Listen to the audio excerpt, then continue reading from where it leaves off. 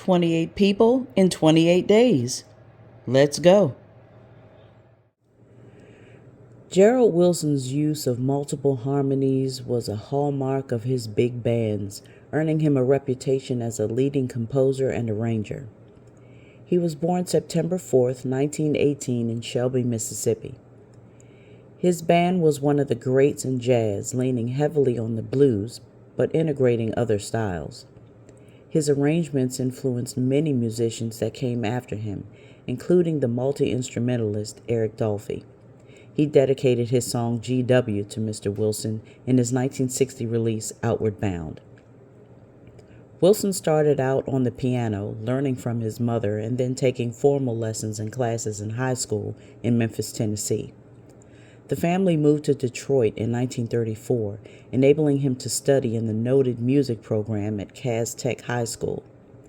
As a professional trumpeter, his first jobs were with the Plantation Club Orchestra. He took Cy Oliver's place in the Jimmy Lunsford Band in 1939, remaining in that seat until 1942 when he moved to Los Angeles, California. In California, he worked in big bands such as Benny Carter, Les Height, and Phil Moore. When the Navy sent him to its Great Lakes Naval Training Station in Chicago, he found work in Willie Smith's band. He put together his own band in late 1944, which included Melba Liston, and replaced the Duke Ellington Band at the Apollo Theater when they hit New York.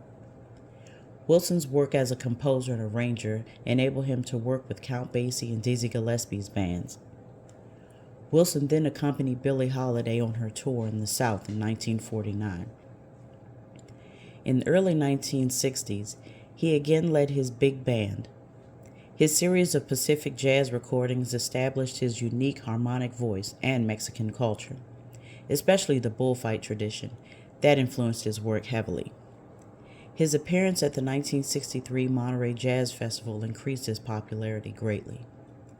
He contributed his skill as an arranger and composer to artists ranging from Duke Ellington, Stan Kenton, and Ella Fitzgerald in the Los Angeles Philharmonic to his guitarist son, Anthony. Additionally, he was a radio broadcaster at KBCA and a frequent jazz educator. Among his more noted commissions were one for his 40th anniversary of the Monterey Jazz Festival in 1998, which he revisited in 2007 on his album Monterey Moods, and one for his 30th anniversary of the Detroit International Jazz Festival in 2009. He died on September 8, 2014 in Los Angeles, California, at the age of 96. I shared my knowledge with you, and now it's your turn.